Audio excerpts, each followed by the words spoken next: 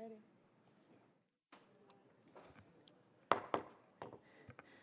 Going to go ahead and call to order our Budget and Finance Committee meeting. Today's Tuesday, February 20th, and we're going to begin with resolutions.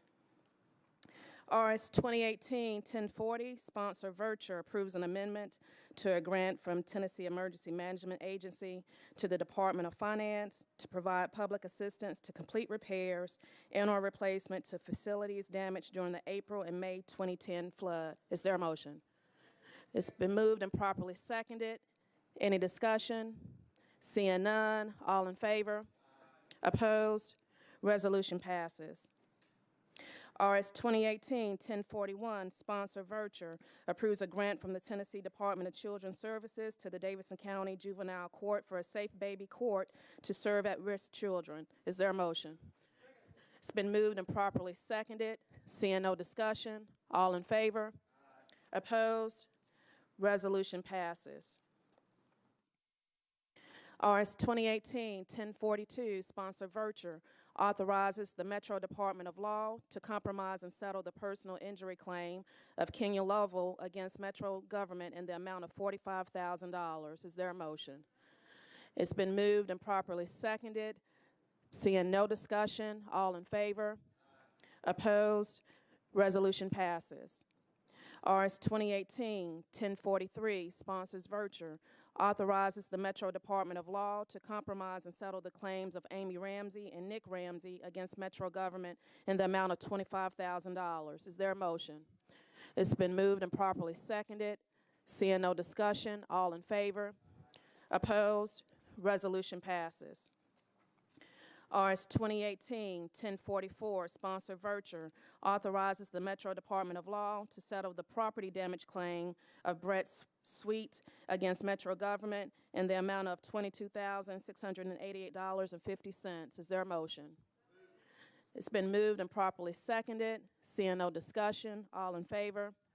Opposed? Resolution passes. RS 2018-1045, sponsor Virture and Gilmore and others, approves an amendment to a grant from the Tennessee Housing Development Agency to the Metro Action Commission for low-income home energy assistance services for the elderly, disabled, veterans, and households with children under age of 6 years. Is there a motion? It's been moved and properly seconded. Any discussion? Seeing none, all in favor? Opposed? Resolution passes. RS 2018-1046, sponsors Virture, Gilmore, and Allen, approves an amendment to a contract with Vanderbilt University Medical Center and the Metro Board of Health to participate as a member site in the Centers for Disease Control Tuberculosis Studies Consortium Studies. Is there a motion? It's been moved and properly seconded. Seeing no discussion, all in favor? Opposed? Resolution passes. RS 2018-1047, sponsors Virture and Gilmore, approves an amendment to a grant from the U.S. Environmental Protection Agency to the Metro Board of Health to fund an ongoing program to protect air quality to achieve established ambient air standards and protect human health. Is there a motion? It's been moved and properly seconded. Seeing no discussion, all in favor? Opposed? Resolution passes. RS 2018-1048, sponsors Virture, Gilmore, and Allen, approves a grant from Boulevard Bolt Incorporated to the Metro Social Services Commission to benefit the House Nashville program to aid homelessness. Is there a motion? It's been moved and properly seconded. Seeing no discussion, all in favor? Opposed? Resolution passes. RS 2018-1049, sponsors Virture, Gilmore, and others, approves a grant from the Dorothy Kate and Thomas F. Frist Foundation to Metro Social Services Commission in support of House Nashville Fund. Is there a motion? It's been moved and properly seconded. Seeing no discussion, all in favor? Opposed? Resolution passes. RS 2018-1050, sponsors Virture, Dow, and Airrod, authorizes Metro Water and Sewage Services to enter into a facility encroachment agreement with CSX Transportation Incorporated to construct and maintain water lines in the railroad right-of-way north of the intersection of Bell Road and Collins Park Drive. Is there a motion? It's been moved and properly seconded. Seeing no discussion, all in favor? Opposed? Resolution passes. Now that brings us to bills on second reading. BL 2018-1054, sponsor Verture, amends the Metro Code regarding leases of surplus property. Is there a motion? It's been moved and properly seconded. Council Lady Allen. Thank you, Madam Chair. I had asked some questions and am wondering if perhaps Mr. Jameson has spoken with Hannah to help me go back over the questions that I had asked. When a property is declared surplus, what does that set in action, and does it close off any options, or does it take properties out of the departments that they currently belong in? I believe Ms. Zeitlin did speak with Mr. Berry, who's here today, and if I'm understanding correctly, I will let Mr. Berry chime in here if I don't get this right. But say a particular department has oversight over some property, say a piece of parks property, and the property is then leased for a significant period of time. My understanding is that the oversight property would still maintain the oversight they had before. There'd be some slight confusion, I imagine, because you'd have parks maintaining oversight over a property that is now leased to a third party. But as far as Steve is concerned, it seems he's nodding his head that department does not forsake its control that it maintained over the property. Okay, that's helpful. And so what does declaring it surplus before a long-term lease accomplish that we need that we don't get if we simply have a long-term lease? It's a close call. Under the current code, this council approves metro properties that are sold, but also approves metro properties that are leased. The question remaining is, does this council explicitly, is it stated in the code that they approve metro properties that are declared surplus and leased? Technically not, but the question is, if it's being declared surplus for the purposes of being sold or leased, that would be, it seems somewhat circular. I also suspect that the way that we do the council approvals is to include them within the same ordinance to begin with. In other words, you'll have the same ordinance that approves the sale that also would approve the surplusage. So it's all wrapped up into one ordinance anyway. I can't tell you there's anything wrong with the ordinance, but I'm not sure I understand what it achieves, to be honest. Okay, thank you. Could I ask the sponsor what the goal in the clause about declaring surplus for long-term leases? Essentially, what we're trying to do is clean up language in the code so that we're not inadvertently giving away land without our knowledge as it relates to surplus property. Gotcha. I mean, when we enter into a long-term lease, when the lease ends, it comes back to us automatically. Am I understanding that correctly? Okay. Okay. I just want to understand what that piece about the surplus does and doesn't do, and why we need it. Thank you, Council Lady. Councilman Glover. Thank you, Chair. Well, first of all, I like this idea because, frankly, I don't think there's anybody sitting in this room that'll be here 99 years from now if we're going to do these types of long-term leases. And I think this is relatively new, is it not, Mr. Jameson? Have we entered into 99-year leases prior to these discussions here of late? We have. It's a handful of instances, but there are at least one or two occasions in which we've done it. Okay.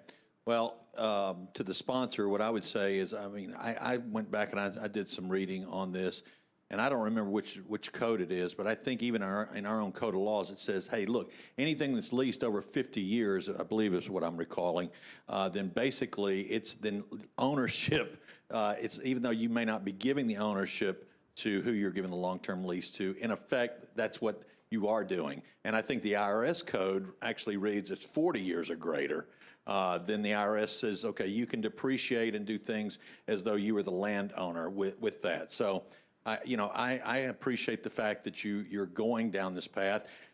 Again, if we're going to start entering into 99-year leases, then clearly we're saying that the parks or the fair board or whoever doesn't need that land anymore for a specified use, because we're going to let somebody else, in this case a private developer, come in and utilize that land. So in essence, we're, quote, giving it away.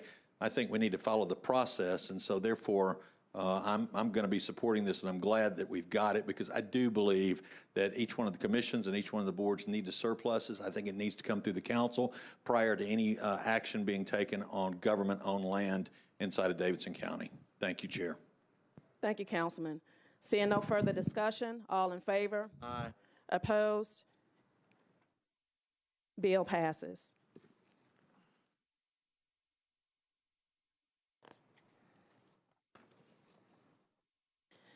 BL 2018-1063, sponsor Virture, amends the Metro Code to require the Procurement Division to collect comprehensive data regarding the participation of subcontractors in the procurement process. And there is an amendment on this.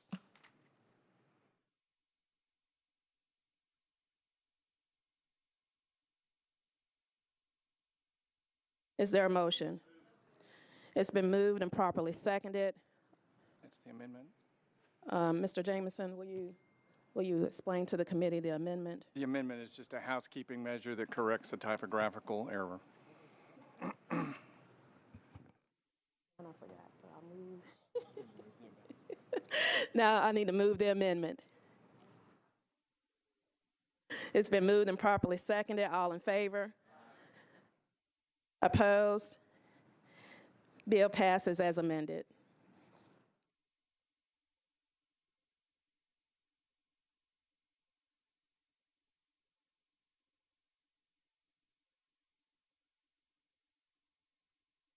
BL 2018-1064, sponsors O'Connell, Virtue, and others, authorizes the acquisition of property and the granting of an easement with the development of the Nashville Yards project in downtown Nashville. Is there a motion? It's been moved and properly seconded. Councilman Cooper. Thank you, Madam Chairman. I was wondering if somebody was here from Public Works that could speak to the contemplated improvements. I noticed that there was a bridge involved, and We have Director Sturdivant. thank you.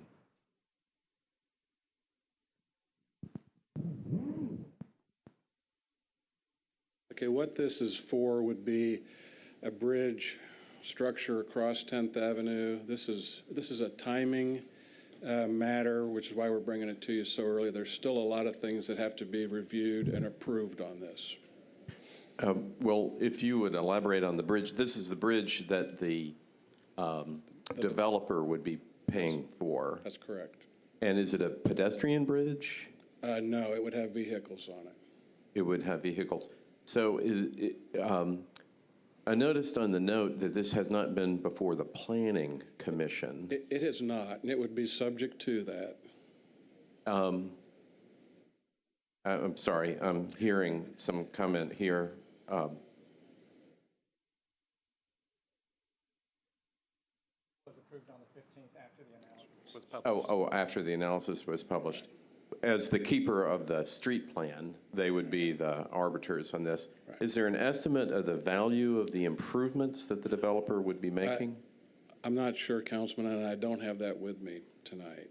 What we're trying to do tonight, there's a timing issue for the developer with respect to their financing. What they're trying to do is get this easement in place, and then all those things will follow afterwards. Okay, but how do we approve an easement if the city doesn't really know what it's getting in return?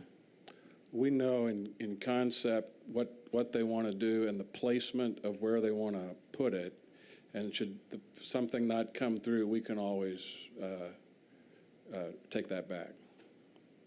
How would we take that back? The same way that we're putting... By councilor action, we would then waive the granting of the right-of-way, but we've already transferred it for $1. Presumably, and what I'm gonna ask Tom Cross to help me on this, if you don't mind. Okay. Mr. Cross?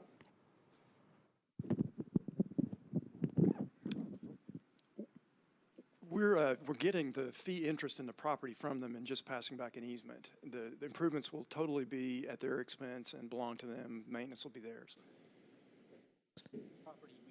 We do not currently own this property now. Okay. And so we don't own it, but they are selling it to us for $1. They're effectively giving Okay. it. Why do we want to own it for $1? They can't do this with certainty that we're never going to take it back unless they have an easement.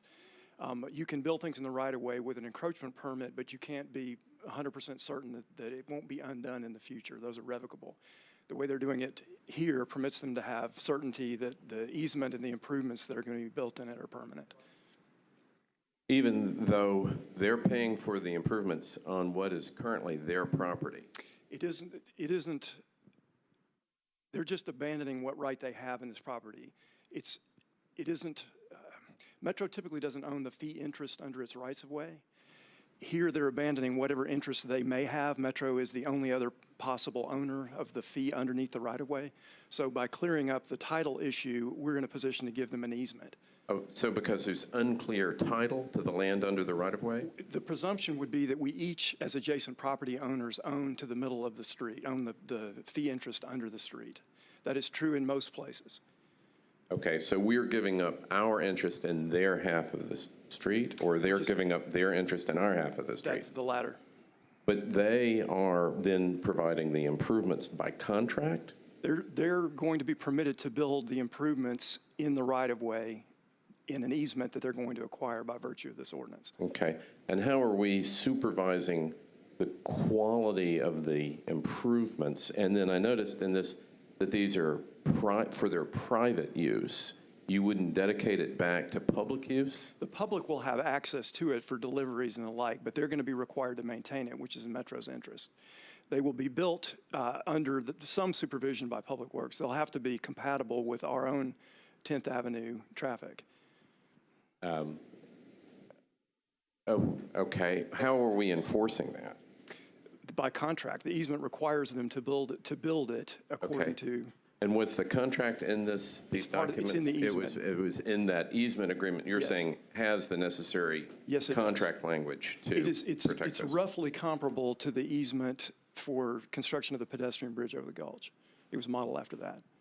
Roughly comparable? Right, the same concept. To that bridge? No, roughly Okay. comparable to how the parties are going to assure that it will be built and maintained. Okay. But in this case, 100% of the funding is coming from the developer, whereas in the Gulch Bridge, 0% Right. of funding came from the private ownership Right. parties there. Okay. Well, I like the sound of that, of course. Okay. Thank you for clarifying this. That's all your questions, Councilman? Thank you. Thank you, Director. Seeing no further discussion, all in favor? Opposed? Bill passes. BL 2018-1065, sponsors Freeman, Vercher, and others, authorizes the acquisition of right-of-way easements, drainage easements, temporary construction easements, and property rights for the Foster Avenue sidewalk improvements. Is there a motion? It's been moved and properly seconded. Seeing no discussion, all in favor? Opposed? Bill passes.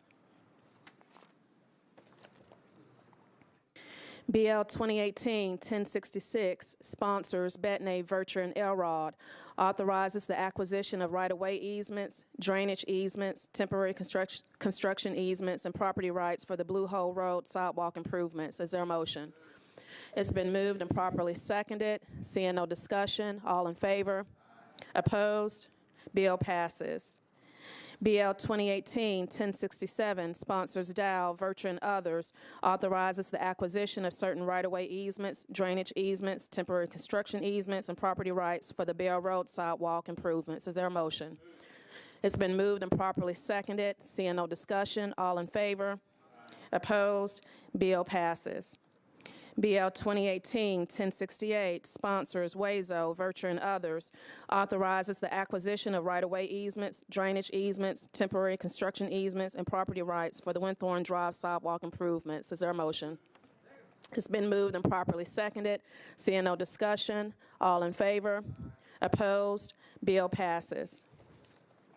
BL 2018-1069, sponsors Hager, Vercher, and others. Excuse me. Authorizes the acquisition of right-of-way easements, drainage easements, temporary construction easements, and property rights for the Riverside Road sidewalk improvements. Is there a motion? It's been moved and properly seconded. Seeing no discussion, all in favor? Opposed? Bill passes.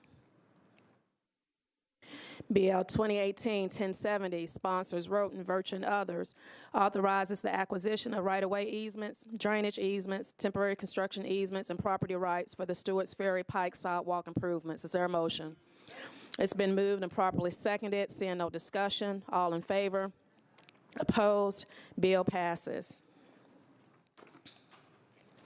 BL 2018-1071, sponsors Murphy, Virtue, and others, authorizes the acquisition of right-of-way easements, drainage easements, temporary construction easements, and property rights for the Boland Avenue sidewalk improvements. Is there a motion? It's been moved and properly seconded. Seeing no discussion, all in favor? Opposed? Bill passes. BL 2018-1072, sponsors Potts, Blaylock, and others, authorizes the acquisition of right-of-way easements, drainage easements, temporary construction easements, and property rights for the Tusculum Road sidewalk improvements. There is a letter from the sponsor. Is there a motion? It's been moved and properly seconded. Seeing no discussion, all in favor? Opposed? Bill passes. BL 2018-1073, sponsors Kendall, Virtue, and others, authorizes the acquisition of certain right-of-way easements, drainage easements, temporary construction easements, and property rights for the Clear Avenue sidewalk improvements. Is there a motion? It's been moved and properly seconded. Seeing no discussion, all in favor? Opposed? Bill passes. Also want to take this opportunity to let committee members know we're going to have a special call meeting as it relates to understanding our quarterly financial updates in preparation for preparing us for budget season.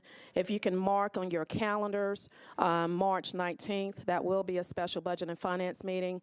We will have a presentation from our director of finance where we can walk through our financials as it relates to our debt and our revenue so that we can go into this budget process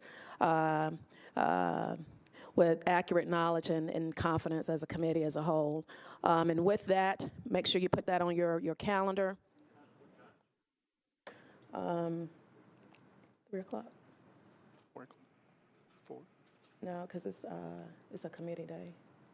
3 o'clock? 3 o'clock.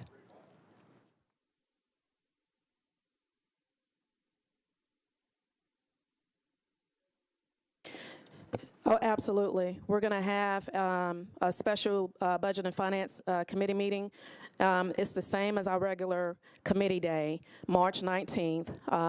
We were going to do it outside of our regular committee day, but that date, meeting with the Director of Finance, it works for them better if we just go ahead and have it on the front end of our regularly scheduled committee.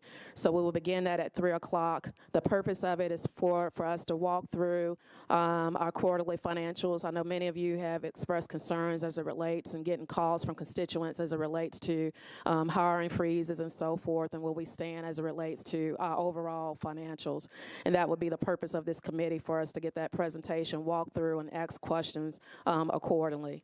March 19th at 3 o'clock. Please go ahead and put it on your calendar. If you not have an opportunity to review the quarterly financial updates, October 1, 2017 through December 31st, 2017, the finance department, they've sent that to us twice, I believe as recently as today or yesterday. So if you haven't had a time to review that, please come prepared in advance for that committee meeting so we can run it accordingly. And with that, we are adjourned.